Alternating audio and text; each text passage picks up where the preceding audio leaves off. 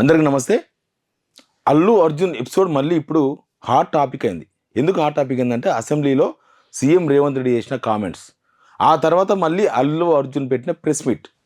ఈ రెండింటిని చూస్తే సీఎం రేవంత్ రెడ్డి అసెంబ్లీలో చెప్పింది 100కు 100% కరెక్ట్. అల్లు అర్జున్ ప్రెస్ మీట్లో చెప్పిన ప్రతి పాయింట్ తప్పు. ఎందుకంటే మీకు పాయింట్ బై పాయింట్ వివరిస్తా. దీనిలో రేవంత్ రెడ్డి చాలా స్ట్రాటజీగా వివరించిండ్రు. ఏం స్ట్రాటజీకు, ఆయన ఏం ప్లాన్ చేసిండు, ఏమైంది, ఈ రెండు విషయాలను మీకు చెప్పే ప్రయత్నం చేస్తా. సినిమా విడుదలైంది 5th, ఆ రోజు ముందు రోజు నైట్ 4th రోజు 9:30కి సంధ్యా థియేటర్లో షో జరిగింది. సీఎం రేవంత్ రెడ్డి చేసిన కామెంట్ ఏంది, అల్లు అర్జున్ గంట సేపు చేతులు ఊపుకుంటూ థియేటర్కి పోయిండు, అందుకే తొక్కిసలాట జరిగింది అని ఆయన చెప్పిండు. నిజానికి అల్లు అర్జున్ సినిమా థియేటర్కి పోతున్నాడు అన్న సంగతి 4th రోజు సాయంత్రం ఆల్మోస్ట్ 6:30-7 గంటల నుంచి అన్ని టీవీలు ప్లే చేసినాయి. అల్లు అర్జున్ థియేటర్కి పోతున్నాడు, అల్లు అర్జున్ సంధ్య థియేటర్లో సినిమా చూడబోతున్నాడు అని. 4-5 o'clock నుంచి టీవీలలో వస్తే పోలీసులు ఎందుకు అలర్ట్ కాలేదు ఒక పెద్ద పాయింట్. ఆయన ఖైరదాబాద్ నుంచి సంధ్య థియేటర్ పోవడానికి మినిమం 45 నిమిషాలు టైం పడుతుంది. అయితే దానికి సంబంధించి కొన్ని పిక్చర్స్ కూడా మీకు చూపిస్తాను నేను. ఇవాళ రాత్రికి 9:30కి బెనిఫిట్ షో మీరు ఎక్కడ చూసినా కనిపిస్తుంది. 4th డిసెంబర్ ఇవాళ రాత్రి 9:30కి బెనిఫిట్ షో. తర్వాత జరిగిన ఎపిసోడ్స్ ఇవన్నీ కూడా తర్వాత జరిగిన ఎపిసోడ్స్ ఇవి. సంధ్య థియేటర్కు Allu Arjun almost same day 4th రోజు సాయంత్రం వచ్చిన టీవీలో వచ్చిన ప్రచారం, బెనిఫిట్ షోలకు అనుమతి, ఇదంతా ఎవరిచ్చిండ్రు? ప్రభుత్వం ఇచ్చిన అనుమతులు, ప్రభుత్వం ఇచ్చిన ఛార్జెస్. తర్వాత అల్లు అర్జున్ చేతులు ఊపుకుంటూ పోతే దాదాపు ఖైరదాబాద్ నుంచి 45 నిమిషాలు టైం పడితే రేవంత్ రెడ్డి గారు చెప్పినట్లు ఆర్టీసీ క్రాస్ రోడ్ నుంచి చేతులు ఊపుకుంటూ థియేటర్కి పోతే పోలీసులు పర్మిషన్ లేకపోతే ఏం చేయాలి? అరెస్ట్ చేయాలి, ఆపాలి. ఇంటెలిజెన్స్ ఉంటుంది, అన్ని టీవీలలో మారుమోగుతుంది అల్లు అర్జున్ రాబోతున్నాడు, థియేటర్కి రాబోతున్నాడు అని. మరి పోలీసులు తర్వాత పర్మిషన్ లేదని చెప్పిండు కదా, చూద్దాం అది కూడా. మొత్తానికి అల్లు అర్జున్ చేతులు ఊపుతూ ముషీరాబాద్ మెట్రో స్టేషన్ కింద కూడా ఆయన కారులో టాప్లెస్ కారులో ఉన్నాడు. అక్కడి నుంచి థియేటర్కి వచ్చిండు. ఒకవేళ పర్మిషన్ లేకపోతే పోలీసులు ఏం చేయాలి? అల్లు అర్జున్ సినిమా థియేటర్లకు అలో చేయకూడదు, అవసరమైతే అరెస్ట్ చేసి తీసుకుపోయి చిక్కపల్లి పోలీస్ స్టేషన్లోనో లేకపోతే ఇంకొక పోలీస్ స్టేషన్లోనో కూర్చోబెట్టాలి. కానీ పోలీసులు ఏం చేసింది తెలుసా? థియేటర్ దగ్గర చూడండి, ఇద్దరే పోలీసులు ఉన్నది. ఇద్దరే గేట్కి ఇవతల పక్క ఒక పోలీసు, అవతల ఒక పోలీసు, ఇద్దరు పోలీసులు ఉన్నారు. మరి ఆ సినిమా థియేటర్కు హీరో వచ్చినా రాకపోయినా ఆ సినిమా క్రేజీ ఉన్న సినిమా, చాలామంది థియేటర్ దగ్గరకు వస్తున్నారు, టికెట్లు దొరికిన వాళ్ళు దొరకని వాళ్ళు. కనీసం ఒక రోప్ పోలీస్ మనకు కనిపించిందా ఎక్కడైనా? ఒక రోప్ పోలీస్ కనబడలేదు. తర్వాత కానిస్టేబుల్ చూడండి, అక్కడికి వచ్చిందేమో 2,000 మంది, దాదాపు 2,000 మంది గ్యాంగ్, మొత్తం ఫ్యాన్స్, టికెట్లు వచ్చిన వాళ్ళు, టికెట్లు రాని వాళ్ళు. చూడండి, ఇప్పుడు ఎంటర్ అయింది. ఇప్పుడే అల్లు అర్జున్ వాళ్ళ కారు వాళ్ళ ఫ్యామిలీతో పాటు ఎంటర్ అయింది. పోలీసులు దగ్గరుండి 2 గేట్లు ఓపెన్ చేసి కారుని లోపలికి పంపించారు. ఆయనతో పాటు 3 కార్లు ఉన్నాయి. ఆ 3 కార్లు కూడా లోపలికి చాలా సేఫ్గా అల్లు అర్జున్ వాళ్ళ మామ. ఈ వీడియో చూసి తప్పెవరితో తేల్చండి అని కాంగ్రెస్ వాళ్ళు పోస్ట్ చేసిన వీడియో ఇది. కాంగ్రెస్ వాళ్ళు సోషల్ మీడియా పోస్ట్ చేసిన వీడియో ఇది. ఇంకొక కారు ఎంటర్ అవుతుంది, స్కార్పియో ప్రవేశం, అల్లు అర్జున్ కొడుకు. ఇంకొక కారు వచ్చింది. ఇదంతా ఎప్పుడు జరిగింది? 9:15 నుంచి 9:24 మధ్య జరిగింది. ఇది మనకు అనిపిస్తుంది ముషీరాబాద్ మెట్రో స్టేషన్ దగ్గర అల్లు అర్జున్ చేస్తున్న అభివాదం.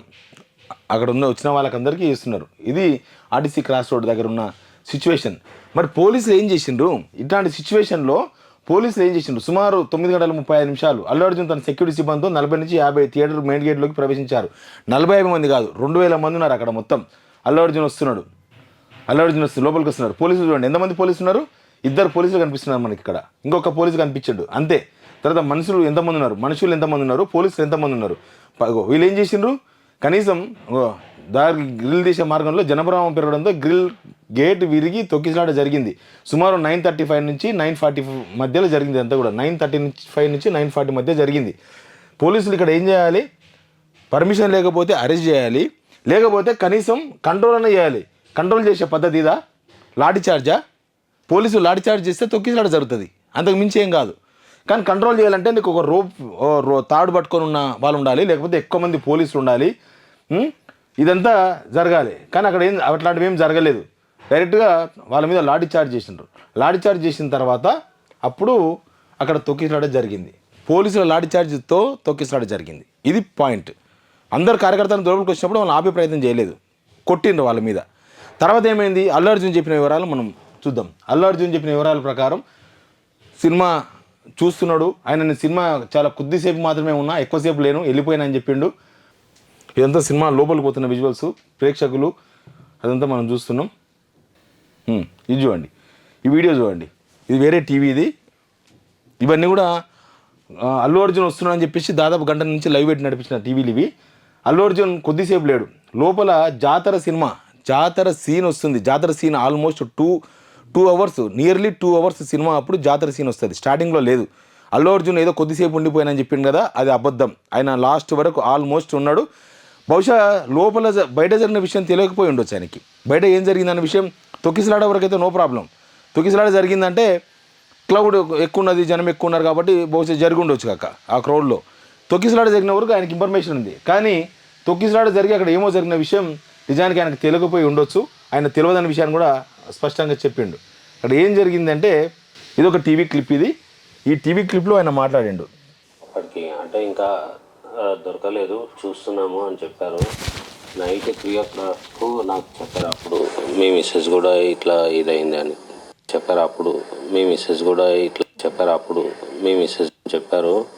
నైట్ 3 o'clock నాకు చెప్పారు. అప్పుడు మీ మిస్సెస్ కూడా ఇట్లా ఇదైంది అని. నైట్ 3 o'clock అంటే తెల్లవారుజాము 3 గంటలకు ఇన్సిడెంట్ జరిగింది. రాత్రి 9:30-10 గంటల మధ్యలో. కానీ ఆయనకు తెలిసింది, ఆయన భర్తకు తెలిసింది 3 గంటలకు పోలీసులు చెప్పిండ్రు. బహుశా అల్లు అర్జున్కి ఆ విషయం చెప్పిండ్రో లేదో తెలియదు. దానిపైన చాలా రూమర్స్. ఓ పక్క అక్బరుద్దీన్ ఓవైసీ ఆయనకు ఆల్రెడీ సమాచారం తెలుసు అని చెప్పిండు. దాని వెనుక ఒక పెద్ద స్ట్రాటజీ ఉంది. నేను ఆ స్ట్రాటజీ కూడా మీకు వివరించే ప్రయత్నం చేస్తా. తర్వాత ఏం జరిగింది, తర్వాత ఆ రోజు అంతా అయిపోయింది. 5th రోజు పోలీస్ ఆఫీసర్ ఒక ప్రెస్ మీట్ పెట్టిండు. పోలీస్ ఆఫీసర్ 5th రోజు పెట్టిన ప్రెస్ మీట్ ఇది. Thing which I want to clarify, stampede means there is a huge crowd, people fall down, other people stamp over them, that we call stampede. In this situation there is no stampede. Lot of crowd was there, people were jostling with each other, so certain asphyxia kind of situation. People were not able to breathe properly inside the main auditorium in the lower balcony. So this lady was there and she was brought out from there. ఆయన చెప్పింది ఏంటంటే permission లేకుండా అల్లు అర్జున్ వచ్చిండు అని. Permission లేదు కానీ information ఉంది. Permission లేదు, ఇన్ఫర్మేషన్ ఉంది పోలీసులకి. ఇన్ఫర్మేషన్ ఉన్నప్పుడు జాగ్రత్తలు తీసుకోవాలి కదా.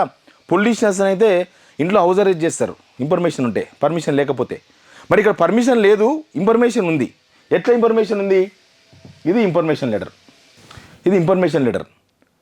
ఈ ఇన్ఫర్మేషన్ లెటర్ ఎప్పుడు వచ్చింది? కోర్టులో వచ్చింది. ఎప్పుడైతే అల్లు అర్జున్ ఇన్సిడెంట్ జరిగింది, ఎప్పుడు 4th నైట్ ఇన్సిడెంట్ జరిగింది. 5th చిక్కడపల్లి పోలీసులు ప్రెస్ మీట్ పెట్టి మేము పర్మిషన్ ఇవ్వలేదన్నారు, కానీ ఇన్ఫర్మేషన్ ఉంది. తర్వాత ఏమైంది, అల్లు అర్జున్ అరెస్ట్ చేసింది 13th. అల్లు అర్జున్ అరెస్ట్ అయింది 13th. ఈ మధ్యలో no communications, no press meets, ఇట్లాంటి లెటర్స్ ఏమి కూడా బయటికి రాలేదు. అల్లు అర్జున్ అరెస్ట్ అయిన తర్వాత చిక్కడపల్లి పోలీస్ స్టేషన్ పోయిన తర్వాత, గాంధీ హాస్పిటల్కి పోయిన తర్వాత అప్పుడు ఈ లెటర్ బయటకు వచ్చింది. ఏమని?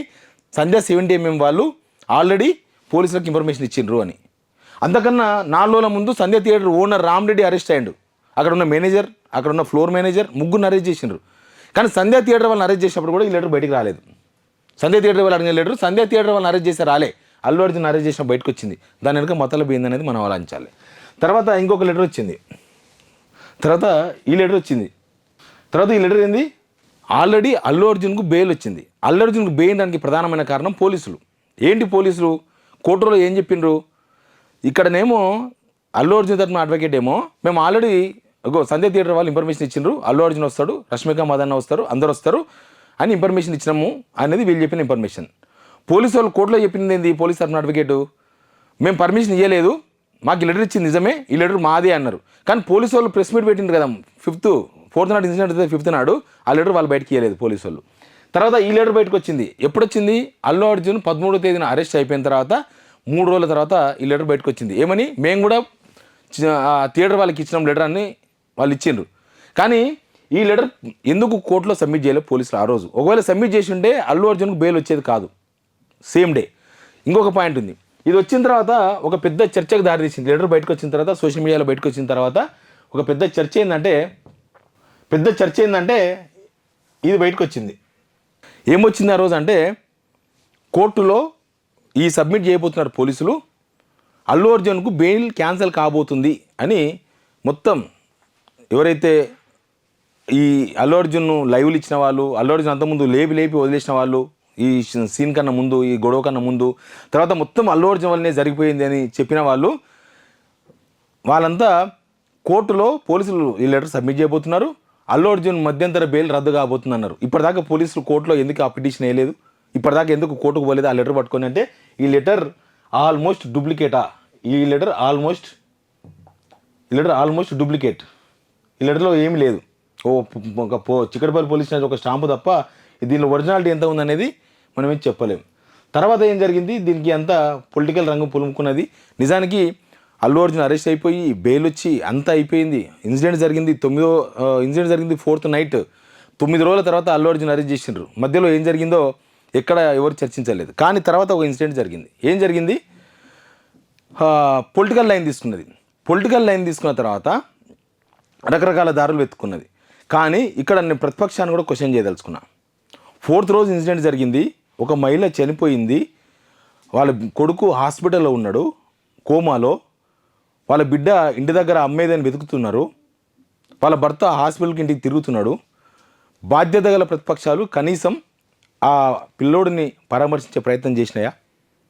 బీఆర్ఎస్, బీజేపీ ఇప్పుడు నామకే వాస్తే అయిపోయింది. మనం ఏం మాట్లాడదాం? వాళ్ళు ఏం ప్రజల ఇష్యూస్లో మాట్లాడతలేరు. లైట్ తీసుకుందాం మనం కూడా.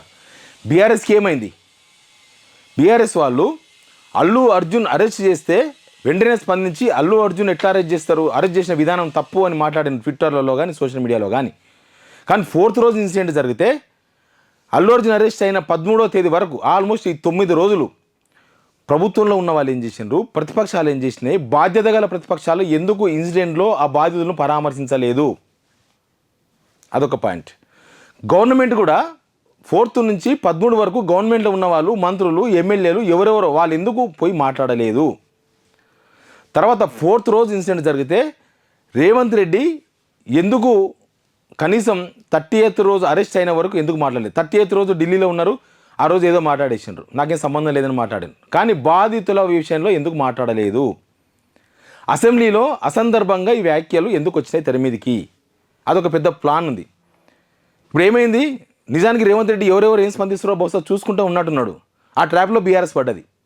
బీఆర్ఎస్ వాళ్ళు కనుక ఆ రోజులో కనీసం 13వ తేదీ తర్వాత అల్లు అర్జున్ అరెస్ట్ కాకముందు, అరెస్ట్ అయిన తర్వాతనైనా వెంటనే అల్లు అర్జున్ మీద స్పందించిన బీఆర్ఎస్ వెంటనే హాస్పిటల్కి పోయి ఆ పిల్లోడిని చూసింటే ఈరోజు ఆ పిల్లోడి విషయంలో మాట్లాడే అవకాశం దొరికేది.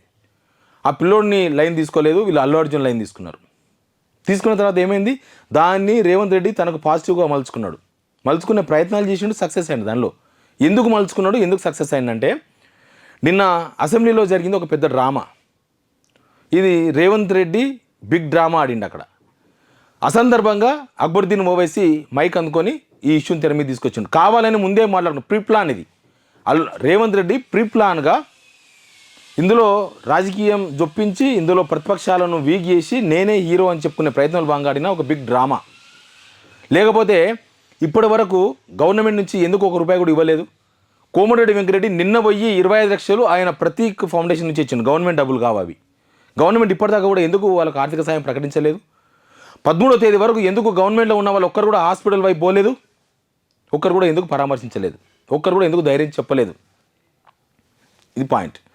అల్లు అర్జున్ విషయంలో అసెంబ్లీలో చెప్పాలి. అసెంబ్లీ కూడా దాదాపు 5 రోజులకి వెళ్ళి నడుస్తుంది. నిన్ననే ఎందుకు వచ్చింది ఆ పాయింట్ అంటే అసెంబ్లీ క్లోజింగ్ డే, ప్రభుత్వం మీద రావాల్సిన ఆరోపణలు, విమర్శలు వచ్చినాయి. దాని నుంచి బయటపడడానికి ఒక అంశం తీసుకొచ్చి డైవర్ట్ చేసే ప్రయత్నం చేసిండ్రు.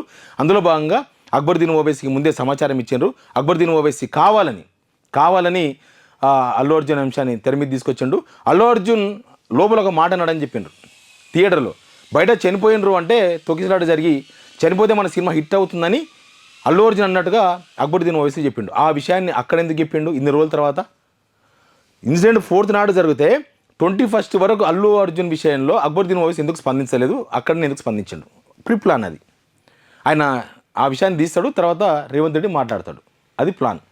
రేవంత్ రెడ్డి అంశాన్ని తెర మీద తీసుకొచ్చి ఇదంతా క్రెడిట్ కొట్టేసే ప్లాన్ అదంతా కూడా. తనకే రావాలి క్రెడిట్, ఈ క్రెడిట్ రావాలనే ప్లాన్తో అదంతా కూడా నిన్న ఆయన మాట్లాడేసిండు. కానీ ఇప్పుడున్న ఇన్ని పాయింట్లలో, ఇన్ని అనుమానాల్లో ఎవరు నివృత్తి చేస్తారు? ఇప్పుడు ఎందుకు ప్రభుత్వంలో ఉన్న వాళ్ళు అక్కడ దాకా పోయి మాట్లాడుచుండు? రేవంత్ రెడ్డి ఒక మాట అన్నాడు కదా, ఇప్పటి నుంచి నేను ముఖ్యమంత్రిగా ఉన్న రోజులు సినిమాలకు నేను రేట్లు పెంచాను, అసలు ఈ బెనిఫిట్ షోలకు పర్మిషన్ అన్నాడు కదా.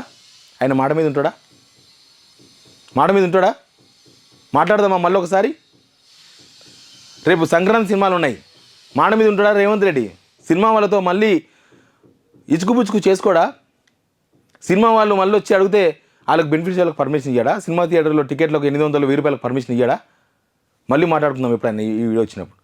అయితే ఈ సినిమా థియేటర్లో జరిగిన తొక్కిసలాట, ఆ మహిళ చనిపోయిన విషయము, ఇదంతా మనం చూస్తున్నాం. దీనిలో ప్రభుత్వ బాధ్యతను, లేకపోతే ప్రభుత్వం ఇచ్చిన పర్మిషన్లు, పోలీసుల నిర్లక్ష్యము, దీన్ని కప్పిపుచ్చుకునే ప్రయత్నం, ప్లస్ ప్రతిపక్షాలను టార్గెట్ చేసే ప్రయత్నంలో భాగంగా రేవంత్ రెడ్డి వేసిన స్కెచ్ ఇదంతా. అంతే, రేవంత్ రెడ్డి వేసిన స్కెచ్ ఓన్లీ. లేకపోతే హాస్టల్స్లో, గురుకుల హాస్టల్స్లో పిల్లల విషాహారం తిని చచ్చిపోయింది తెలుసు కదా. కడుపుకు అన్నం తిని చచ్చిపోతారు ఎవడన్నా? బతకనికి అన్నం తింటారు, సావానికి అన్నం తింటారు ఎవడన్నా? మరి ఎందుకు స్పందించలేదు? ఇప్పటివరకు 50 మంది గురుకుల హాస్టల్లో పిల్లలు చచ్చిపోయినారు ఈ సంవత్సర కాలంలో. ఒక్కరినైనా సీఎం రేవంత్ రెడ్డి పరామర్శించిండా? వాళ్ళ మంత్రులు ఒక్కరినైనా పోయి పరామర్శించి వచ్చిండ్రా? వాళ్ళ కనీసం ప్రభుత్వం నుంచి నష్టపరిహారం ఇప్పించిండ్రా? అవేం జరగలేదు కదా. కేవలం ఇదొక సినిమా విషయంలో, ఒక సినిమా విషయంలో జరిగిన విషయాన్ని తనకు అనుకూలంగా మలుచుకునే ప్రయత్నం చేసిన రేవంత్ రెడ్డి, అది అసెంబ్లీలో మనకు క్లియర్గా కనిపించింది. ఆయన వేసిన స్కెచ్, ఆయన పొలిటికల్ డ్రామా, ఇదంతా కూడా రేవంత్ రెడ్డి క్రెడిట్ తీసుకునే ప్రయత్నంలో భాగంగా ఆడిన ఒక డ్రామా. లేకపోతే ఇప్పుడున్న ఈ అనుమానాలన్నిటికీ కూడా ఆయన సమాధానం చెప్పాల్సిన అవసరం ఉంటుంది. ప్రజలకు సమాధానం చెప్పాలి. Please subscribe signal TV.